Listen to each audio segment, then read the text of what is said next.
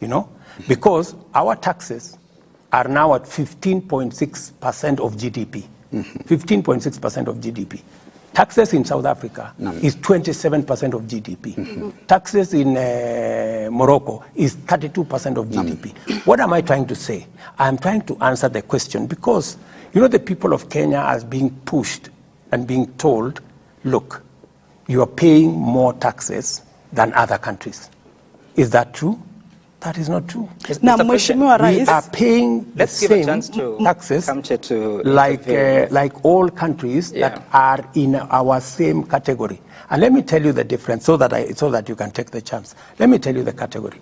If we go to the market, the countries that are in LDCs, they get a lower interest rate than those of us who are in middle income. So you cannot compare them and us. We are in a different category. And for your information, countries like France, their tax as a percentage of GDP is 45%. We are only at 15.6%. That's the difference. Na Mheshimiwa Rais, bado tuko kwa hili swala la shilingi na dola. Umezungumzia miradi tofauti hapa ambayo mmeweka katika mpango wa kuweza kupunguza hiyo dola ambayo shilingi iweze kuwa na thamani.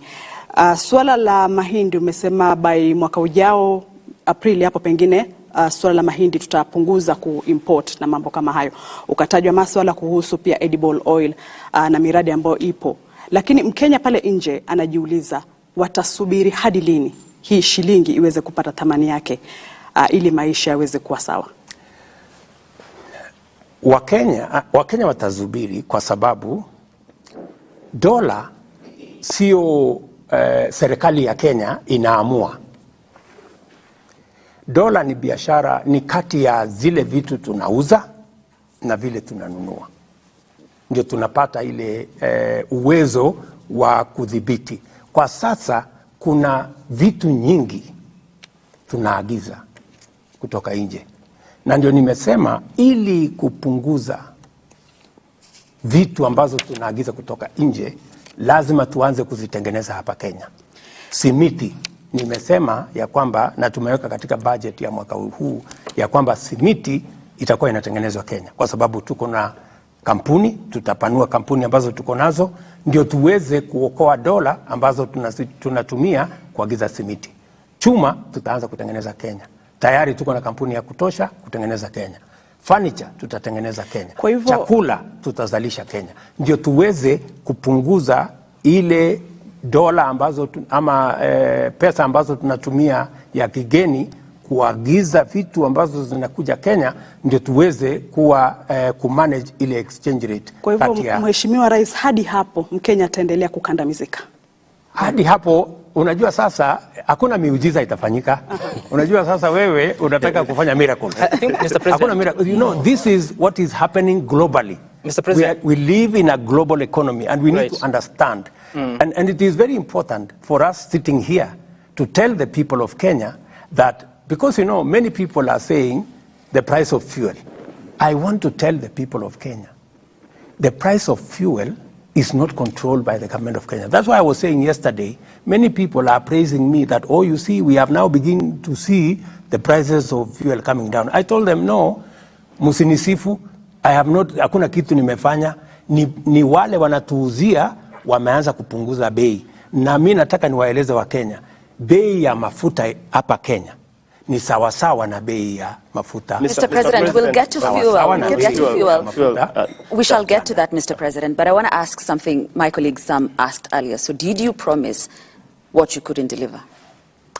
I promised in the context of where we are. If things had stayed constant, I would have kept my promise. But you know, we live in a situation that things are changing. The world, we live in a global environment, that the prices are going up. You cannot keep unless, and I don't want to lie to the people of Kenya and say, let me spend public money so that I look like I am keeping my promise and I am doing the wrong thing. It is better for me to be brutally honest and say, this is not possible. We may have made a commitment But because the situation changed, and everybody knows what that situation is today, the prices of commodities went up. You heard Uhuru Kenyatta say he was not the one who started the war in Ukraine, you know, and all the other things.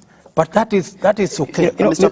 President, what we must be honest to ourselves is, are we doing the best to manage the situation so that doesn't flip and go in the wrong direction? And I want to tell you, yes. Mr. President, I thank you for that response.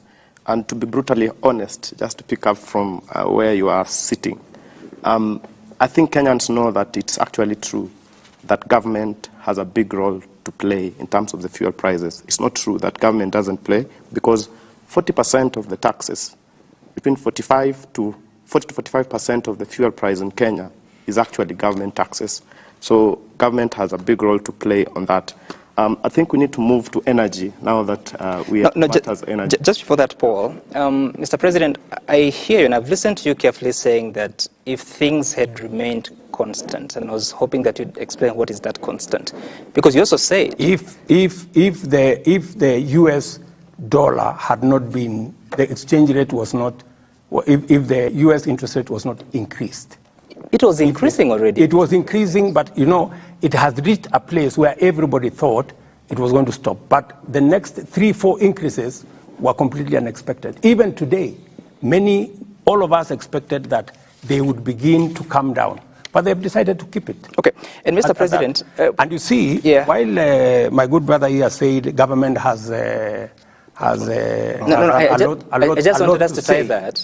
lot of say on taxes. Yeah. You see, my friend, while it is true that I can tomorrow say, let us reduce the taxes, it is also true that tomorrow, for every 10 shillings I collect, every 10 shillings, 7 shillings go to paying debt. Are you telling me that you want me to do what other countries have done, to default on debt? Because that's the only option I have. I can say, okay, let us pay less, and then let's tell the international community Kenya cannot service debt.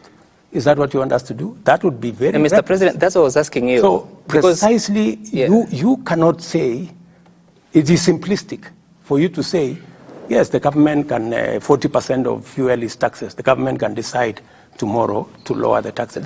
But you know, those taxes we are collecting, we have education to fund. First, we have 7 shillings for every 10 to pay debt, which William Ruto did not accumulate, right? Number 2, the 3 other shillings, we have to pay our children to go to school. We have to manage our security. We have to manage our health. We have to manage everything else. We have to pay our teachers. So, are you telling me, I go and tell teachers, I don't have salary for you this month because I have to reduce the price of fuel. Do you think that would be reasonable? Maybe just, Mr. President, on that issue, just hold on to that thought a bit, because if you look at the prices of fuel, what has happened is that we are looking at